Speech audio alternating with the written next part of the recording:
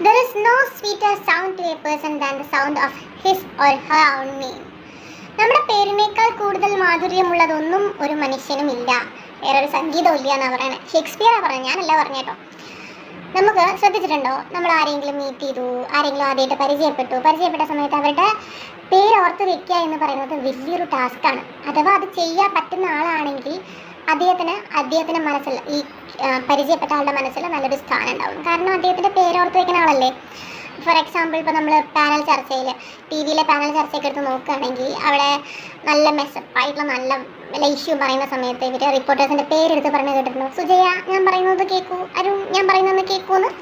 ഇതൊക്കെ വേറൊന്നുമല്ല, അവരെന്നും മയത്തിലാക്കാൻ വേണ്ടിയിട്ടാണ്. അതുപോലെ തന്നെ നമ്മളിപ്പോൾ ഒരു കല്യാണ വീട്ടിൽ പോയ സമയത്ത് നമ്മൾ ഒരുപാട് പേരെ കാണുന്നുണ്ട്. ആ സമയത്ത് കാണുന്നവരെ മീറ്റ് ചെയ്യുമ്പോൾ അവരുടെ പേരോ അവരുടെ വീട്ടിലെ ആൾക്കാരെ പറ്റി ചോദിക്കുകയാണെങ്കിൽ അവർക്ക് നല്ല സന്തോഷമാവും. അത് കാരണം എന്താ, അവർ മനസ്സിലാക്കുകയാണ്, ഓ ഹി സ്റ്റിൽ റിമെമ്പർ മീ അങ്ങനെ. പക്ഷേ നേരെ തിരിച്ചാട്ടോ, എനിക്കൊരാളുടെ പേരും മോക്കും ഒന്നും ഓർമ്മ നിൽക്കില്ല.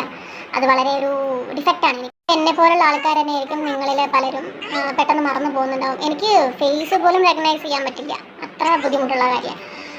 പക്ഷെ അപ്പോഴൊക്കെ ഞാനൊക്കെ നന്നായി ബുദ്ധിമുട്ടണം, എങ്ങനെ to remember them or to fix their face on my mind.